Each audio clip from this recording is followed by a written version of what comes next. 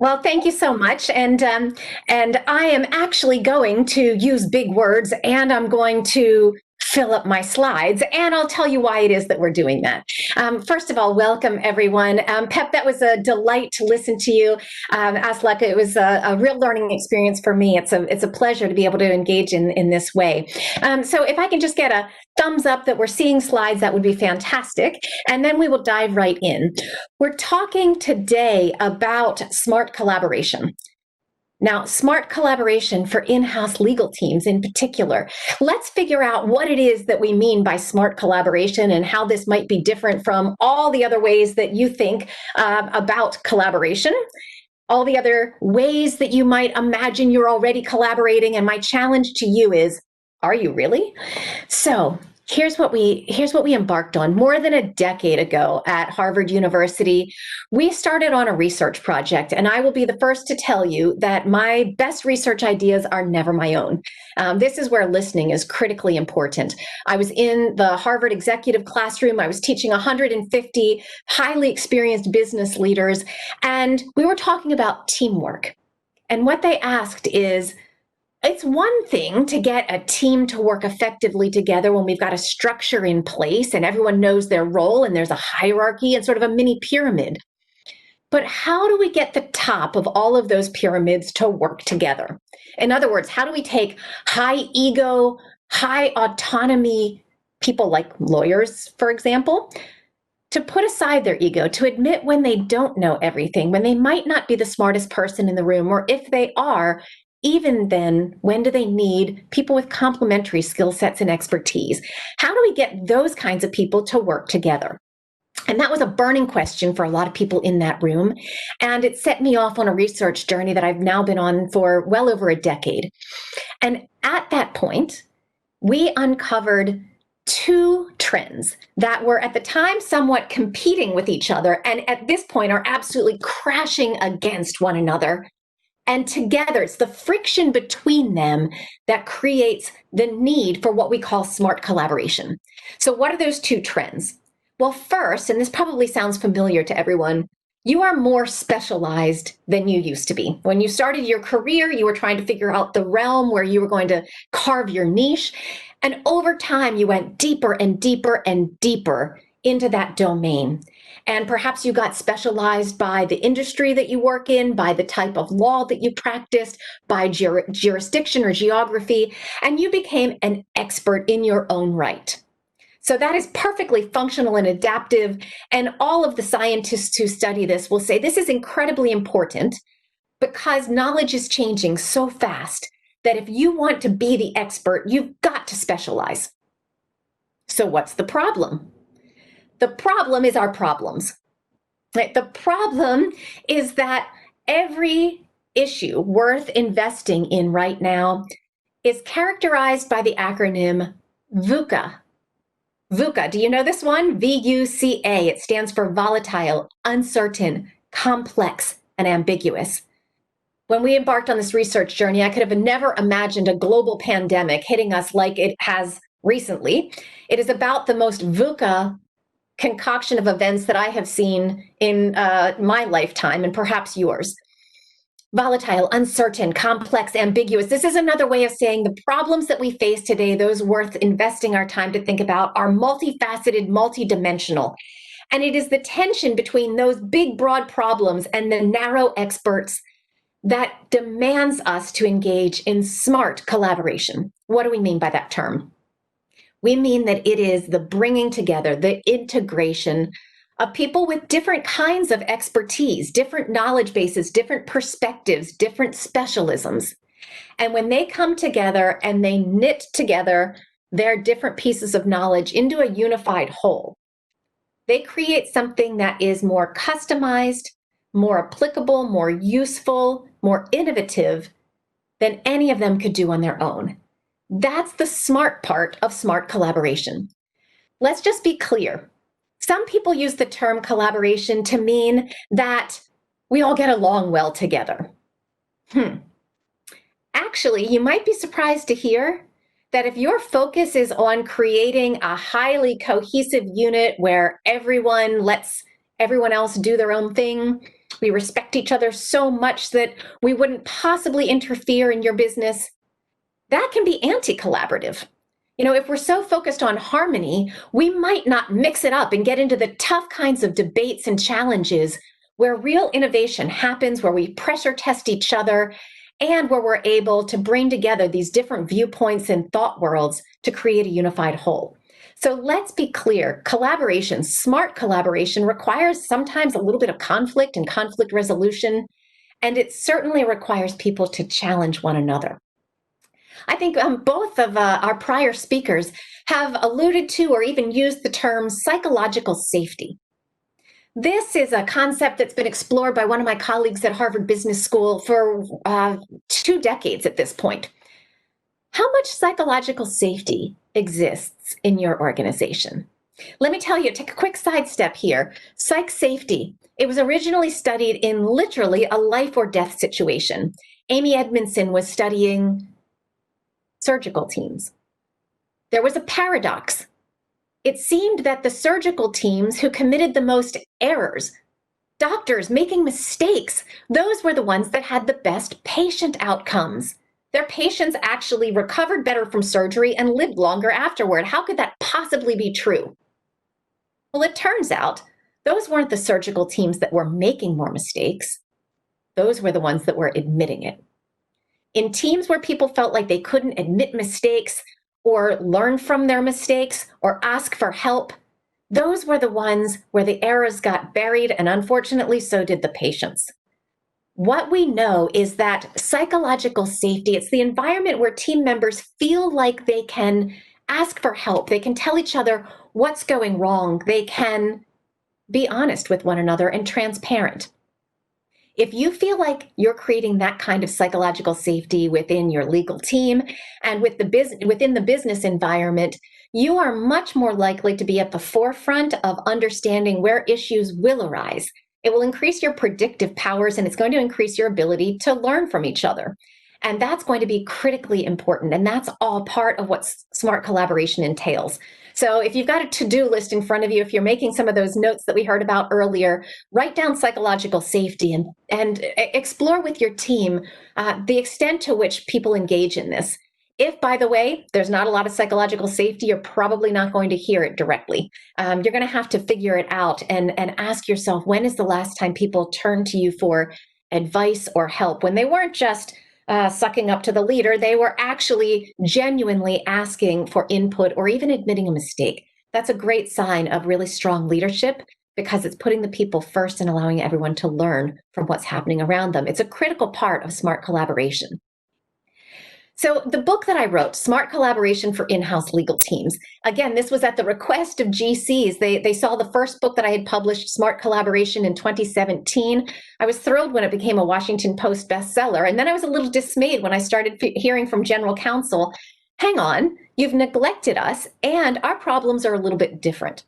So whether you're in the law firm environment, whether you're in the corporate legal world, trust me, we've now explored through a couple of years of research what exactly is going on with smart collaboration for in-house legal teams.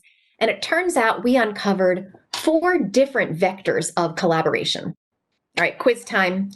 Vector. Do you remember that one from Physics 101? Do you remember what a vector is? It's a line with direction and magnitude. Pep isn't the only one who gets to be a nerd here. All of us get to be nerds when we think about our physics class. Direction and magnitude, that's what makes a line into a vector. And we've identified 4 vectors of collaboration for in-house legal teams. The first one is within the legal team itself. Far more complicated than I had ever imagined. A few factors are making this more complicated these days. One is the fact that a lot of corporate legal teams now encompass more than just lawyers. You've got data scientists, you've got procurement specialists, you've got legal operations people, and these different people, different occupational backgrounds, different training means that it's harder to communicate and collaborate effectively and efficiently. We also know that there's all kinds of politics involved with this.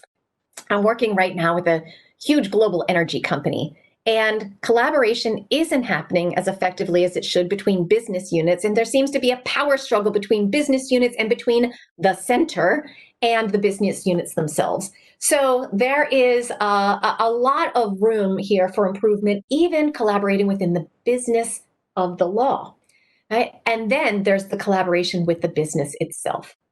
So this is probably what springs to mind when a lot of in-house lawyers think about collaboration. They wonder, how can I collaborate more effectively with, whether it's the board and the non-executive directors, the executive committee and the C-suite, the frontline operators? How is it that you foster greater collaboration there, where your legal knowledge isn't just the legal knowledge, it is encapsulated in context of the business, so you're really solving deeper business problems with a legal angle to them, but you're tackling the commercial aspects of the business. And that's what it is that the executives are asking for. You know, when we undertook this research for our recent book, we didn't just go to general counsel and say, what makes you a great general counsel? We did that for several hundred lawyers that we interviewed in-house. But we also went to as many chief executives, COOs, CFOs, board members, and frontline leaders and managers and said, think about the best in-house lawyer you've ever worked with and what made them great, what differentiated them. Time and time again, we heard two pieces of advice. Number one, don't be just a lawyer. And number two, make sure you understand the business that we're in. And we asked, we went back to some of those GCs who are held up as brilliant general counsel. And we asked them, how did you become such a great business advisor? Some of them had actually embarked on a formal course of study and had gotten an MBA or some sort of a doctorate degree, even people studying business and management along the way. Not everyone has the luxury of time to invest in that degree of formal training. More often than not, what we heard is a single word: curiosity. The best GCs developed a tremendous understanding of the business by exhibiting a genuine curiosity to understand how the business ticked, what actually were the risks and the challenges, and where were the growth opportunities. One GC, for example, and these were the good old days when we actually could move around a lot more than the COVID times, would say, anytime I've got a business meeting in, say, a different country or jurisdiction, I figure out where is our business operations close to that, and I go spend at least an hour, if not half a day there. It could be a customer call center. It could be a factory. It could be a sales operation. Sometimes I go out in the field with our sales reps. Those kinds of firsthand experiences equip that general counsel to really understand the business from the ground up, inside out. And what he said to me is, I can never predict what I'm going to learn in those field trips that I take, but I guarantee they make me a better business person and make me a better lawyer because I don't give the lawyer's answer. I'm more than just a lawyer. So that was one of the tips for the how-tos I learned along the way. The very best GCs are collaborating, integrating their legal expertise into the context of the business, and that is what makes them so valuable. Another vector of collaboration, another dimension that in-house lawyers engage in is between the legal team and other corporate functions. Now, I've called out procurement here specially. Why? Because sometimes this is the vector collaborating with the procurement department where there's a little bit more friction. It doesn't always feel like a collaborative relationship. Sometimes this feels like a win-lose negotiation. But there is real value in thinking about how you integrate your perspective into whether it's HR, compliance, tax, finance, bringing that perspective to bear and figuring out what's your shared goal and how are you going to collaborate effectively amongst yourselves in order to advance those goals. Critically important. And we know that COVID has brought to the fore an incredible number of those kinds of opportunities. Chances are, if you're a GC, you've been sitting on the crisis management committee for the last 6 months or so, the ability to establish those relationships and continue them well into the future is seriously what's going to allow you to emerge from this crisis, whenever we emerge, in a much stronger position. You're creating right now a reservoir of trust amongst your colleagues, and you will continue to dip into that. Sometimes it feels like the well is almost dry. You've gotten to the bottom of where the trust is right now, and the question is, how do you turn the taps back on and refill the reservoir? That's going to be important to keep those relationships thriving, even when you can't get together in person. And there's a real trick to being able to do that in the virtual world. Now, what's the last vector of collaboration for in-house lawyers? Well, I cheated a little bit. Maybe not cheated. Let me say simplified the world a little bit so that we can collect all of the outside actors into a single vector. And here's what we mean. It could be the in-house legal department collaborating with your external advisors, like your law firms. Maybe you're part of a peer network. If you're not, I hope you figure out quickly how to establish a peer network, because they're tremendous fountains of not only knowledge, but support. There's trade associations, regulators, legal service providers. All of these vectors outside the entity are going to be important for innovation, because we know that innovation happens at the intersection of different kinds of ideas. So how you bring innovation to bear, it depends wholly on how much you're able to access both outside and inside experts who bring a novel point of view and help you put that into practice. So there's a whole variety of ways, directions that you can collaborate. And in just a minute, we're going to talk about why and how. But I understand there's some questions here. So should we take a moment, Valtz, to bring in some questions at this point? Yes, Heidi, indeed. We do have a couple of questions coming in. So you pointed out why collaboration is useful, what are the benefits, but now the question is, what are the main obstacles that you have identified that prevent people from successfully collaborating? Oh, great question. And of course, we took a research lens on this. And the way we went about exploring this for in-house lawyers is we ran a survey for several hundred general counsel and chief lawyers, chief legal officers, and so forth. And we said, in your own words, tell us the answer to that exactly. And we wanted to hear it from people in their own words, so that we gave people the opportunity to describe what those challenges were and not just label them. And our team is trained up in qualitative research methods. So, what we found out to be the single biggest barrier across countries, across size of organization, no matter how big or small the legal department was or what industry they're in, time pressure. So there's just the crush of the urgent business that's happening right now.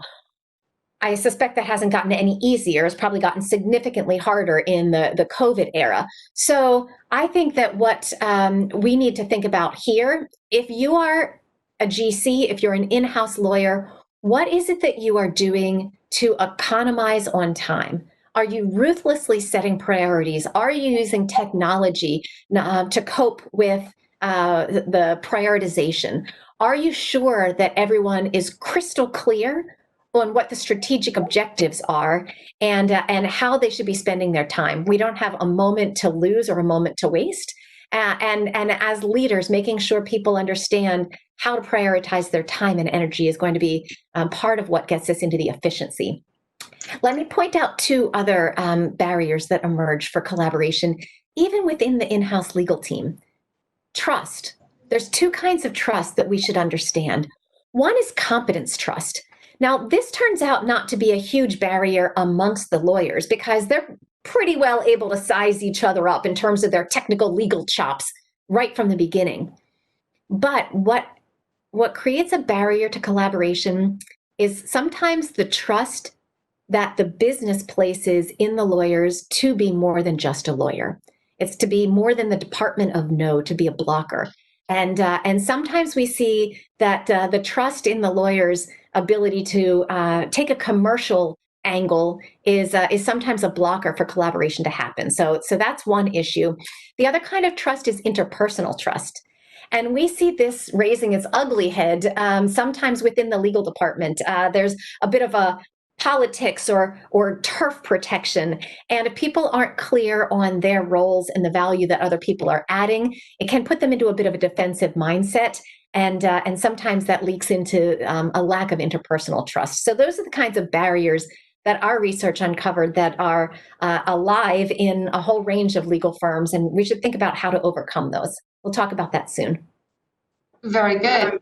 I believe we do have one more question from Laimanas directly. So Laimanas, go ahead.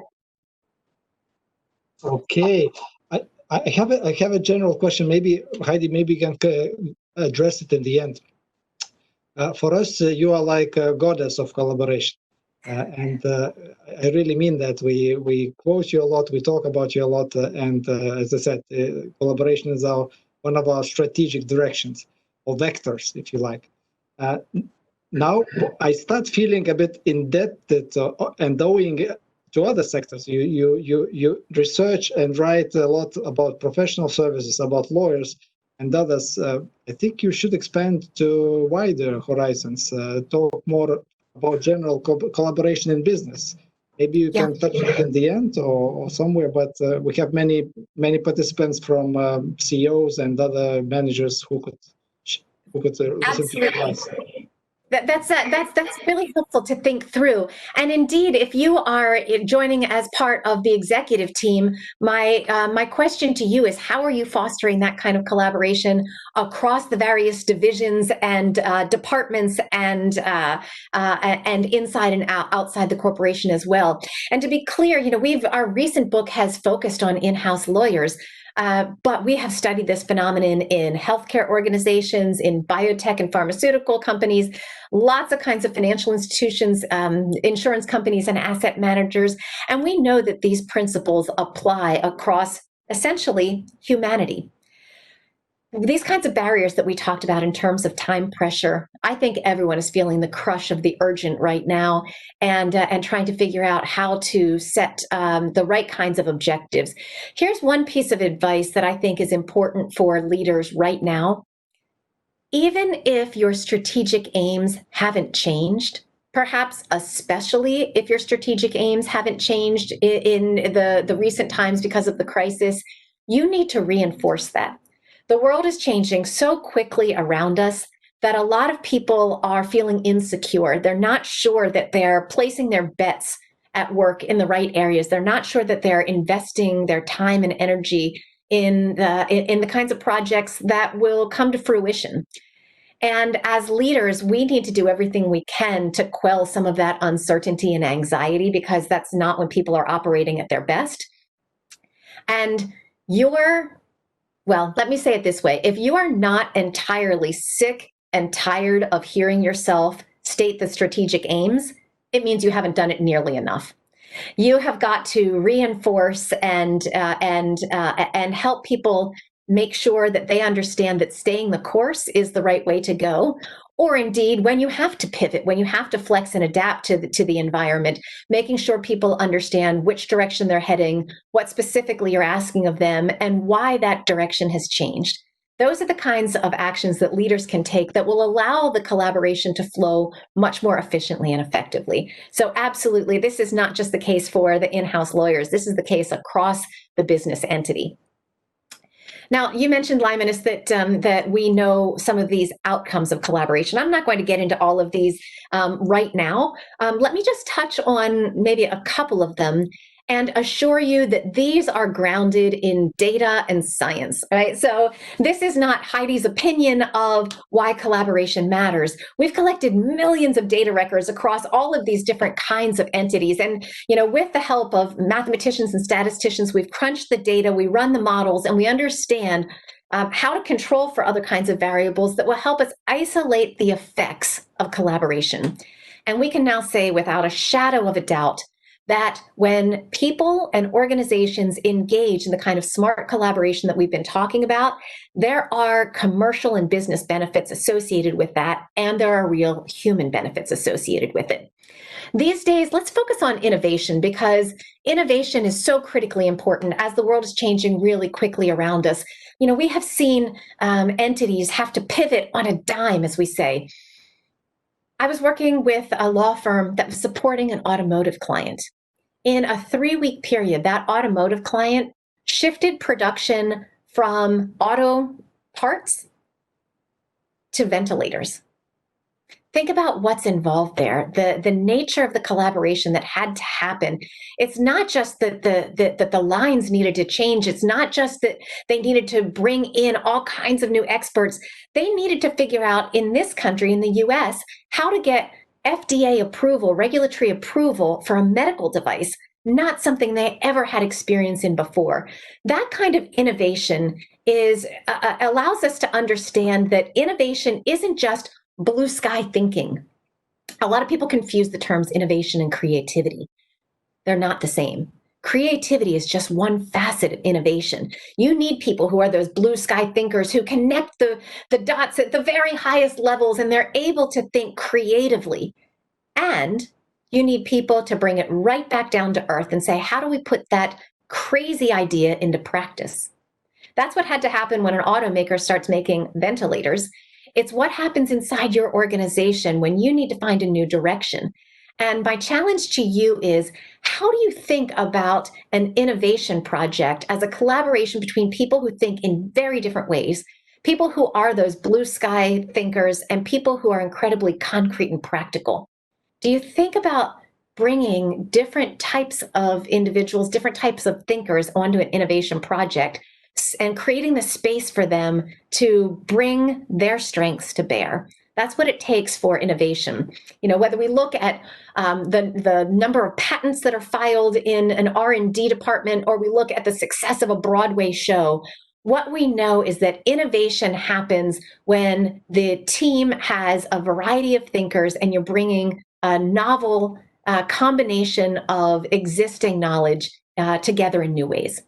Right? So think about innovation is very clearly the integration of different kinds of thinking and different kinds of expertise for a new outcome.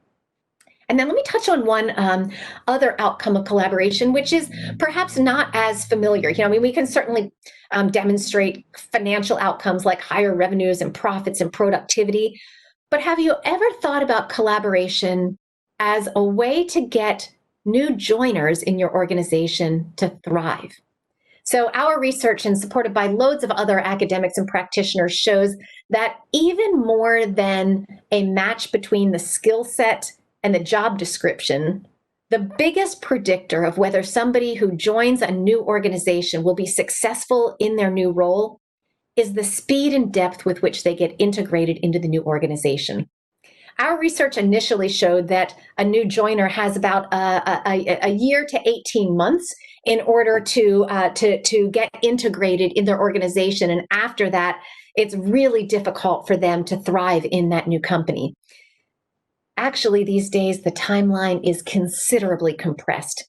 So my challenge to you, whatever role you're in, if you're thinking about making a new strategic hire, somebody who's experienced, maybe you've managed to bring them in from a competitor or from a provider or a different agency, how are you going to get them collaborating quickly and extensively with the current organization? You want to make sure that they are plugged in, not just in the kind of onboarding sense, in a superficial way, do they know their passwords, but how do you draw on their expertise so that they establish their reputation and let people know where they're going to be able to add the most value? That's far too important to leave to chance. And yet we find a lot of organizations, even big successful ones with sophisticated HR departments, aren't doing the ongoing integration work that needs to happen when new joiners come for the first 6 and 12 months. That's going to save you a tremendous amount, not only of hiring costs, but you're going to recoup your investment much sooner. So lots of empirical outcomes of collaboration. And by all means, if you're interested in exploring more of these, I'm always happy to engage in this conversation. We've got a few minutes left, and I just thought we could touch on some of the how-tos. Now, we have put everything, the kitchen sink, as we say, all on this slide so that we can move fluidly between them. I think it might be worth right now diving into the second column. You see all 4 columns here are the 4 vectors of collaboration. The second one is the collaboration between, say, legal and the business. The advice here is to insert oneself earlier in strategic conversations. And whether you're a lawyer or whether you're a business executive, making sure that your input is available early enough in a decision-making or a creative process is what allows people to understand how and when you're going to add value. Figuring out where are those sparks of conversation happening and establishing yourself as a go-to partner. Your objective, regardless of the role you're in, is to move from being simply responsive to questions or responsive to requests to becoming a thought partner, really engaging in back and forth, and ultimately to becoming a thought leader. We know that people who are able to help shape the future of their organizations are the ones who are very proactively demonstrating this curiosity. They're asking even naive questions. They are stepping outside their comfort zone, and they're admitting when they've bumped up against the boundary of their own expertise so that they're able to bring people with complementary skill sets and experiences on board. That's the essence of what it takes to engage in this kind of smart collaboration. Our watch out at the bottom here is to make sure you're overcoming what we call threat rigidity. That's a psychological phenomenon. It's been studied for decades in the psychology literature and also in political science. There have been a whole variety of political fiascos that they can trace back to the idea of threat rigidity. It means that when people are under stress, when they're anxious, when they're under extreme pressure, they are less flexible and malleable in the way they think about both the problems and the solution sets. This is why it's so important to collaborate and have people you can trust and lean on who are going to ask you the challenging questions, who are going to raise their hand and admit when there's some room for query on the team. Can you pressure test the ideas before you go out to market with them? Understanding when it is that you are grasping at certainty rather than exploring the phenomenon is going to be critical to get us through this crisis. Threat rigidity is a situation when, because of the stress and the pressure that we're under, we grasp at the first available option as opposed to exploring the optimal ones. And if you, wherever you sit in your organization, can keep an eye out for this kind of rigidity that can kick in during a crisis, you can be the one to spark innovation and figure out when you have to be more adaptive to the situation and perhaps ask the question that will unlock the potential there. So I understand there may be some other questions. Maria, let me hand it back to you. If we've got any other questions, happy to take those as well. Well, I have to admit, the last slide has been so good that it already answers quite a few of the questions. But there is one topic we have not yet touched upon, and this is collaboration across borders. So the question goes, how to increase collaboration among people from different countries who do not meet daily or who meet only online? Absolutely. And, there's actually two aspects to that question, and it's worth unpacking. One is the cross-cultural aspect. Let's come back to that in a minute. The second one is the virtual aspect. Because even if we're operating within our own country, within our own organizational culture, establishing relationships online can be tricky to do. And so we have written, some colleagues and I have written some articles in Harvard Business Review where we've explored this. And one of the slightly counterintuitive suggestions that we make is to figure out how to bring some of your personal realm into that meeting. And so it sounds counterintuitive because we've just talked earlier about how there's this crush of the business pressure and everyone wants to be task focused and get the work done quickly. How could it possibly be beneficial to take some time at the beginning of a meeting for personal chit chat? Isn't that just a waste of time? Well, that's the counterintuitive piece here.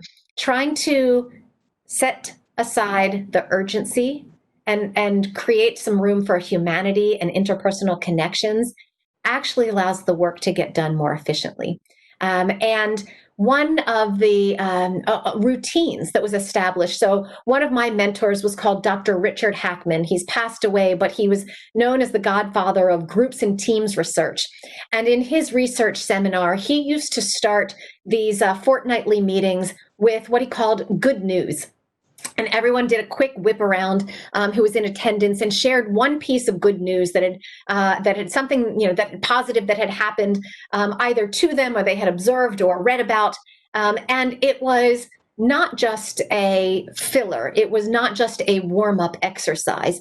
Cognitively, we know that when people are willing to share some good news like that, it creates chemicals in the brain like the endorphins and the serotonin that actually put people in a more collaborative, sharing, trusting mindset.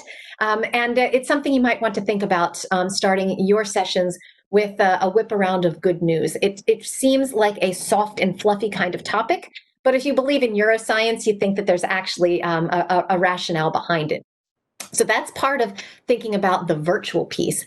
You layer on cross-cultural expectations. How do people establish collaboration across borders? You know, I've been incredibly privileged. I've lived and worked on 4 continents. I speak Japanese, I speak German, I've lived in South Africa, I've lived in France, I spent 11, 12 years living in London. And I say all of that not because it makes me an expert in cross-cultural communication, but merely because it's highlighted to me how difficult that is. And here are 2 pointers to think about cross-cultural communications. Number 1 is empathy. Even when we don't truly understand what somebody else is going through, making the effort to ask the questions in a respectful way and try and hear from them what they're going through or why they positioned their statement that way or what they meant by an email that they sent rather than jumping to conclusions is critically important. Demonstrating empathy and at least trying to understand their point of view and where they're coming from is super important. The second one, and this is very, very tactical, but we want to make sure that people are recognizing the sacrifices that people make when you have to do things like cross time zones. And so, this again sounds very small and tactical, and yet it is symbolic of your respect for other people. If you have one of these all hands meetings that requires people to join from lots of different time zones, rotate the agenda so that the person in Australia isn't always getting up at 3 a.m. for joining the meeting, and try to make sure that you're using references and other cultural phenomenon. You know, if you're talking about politics, for example, try not to be completely country centric in the examples that you use. If you're using sports metaphors, figure out whether cricket or baseball is going to make more sense to the audience you're talking to, and be inclusive in those kinds of ways. Small tactics like that are highly symbolic, and they actually go a long way towards that first point of demonstrating empathy. So a couple of points around cross-cultural collaboration there. Well, Heidi, thank you very much. And with the last question, I would give the floor to Aku, who also happens to have a question. So Heidi, you mentioned that lawyers by nature are not typically very good collaborators, but have you come across with a profession or industry or business where collaboration is a very natural way to work, from where lawyers could learn from? Well, Aku, truly, you're putting words in my mouth. I would not like to go on record as having said that lawyers are by nature terrible collaborators. I would never say something like that. But what we know is that people who are by nature either skeptical by nature or have been trained to be highly skeptical, for example, the kind of training we give people in law schools, it does make them on the wary side. So what kinds of environments do we see where collaboration flourishes?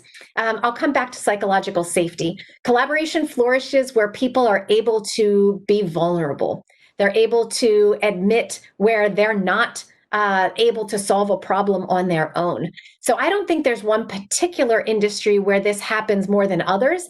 I'd say, drawing on some of our prior speakers as well, this is really a question of how does the leader create a sort of environment where people are able to put their ego aside and ask for help from other people, which is a foundation for knowing when collaboration is going to add value, and when they're able to demonstrate the sort of empathetic, compassionate teamwork and leadership so that people believe that their contributions will be valued and it's worth making the effort. I think those are the kinds of areas where leaders in any sort of industry or sector are going to be able to foster collaboration and spur the sort of trust, interpersonal and confidence trust, which leads to collaboration in a very productive way. Heidi, thank you so much. You have been simply amazing, and I am sure we have many viewers who are running to the bookstores to pick up your book and learn some more. Thanks very much for having me.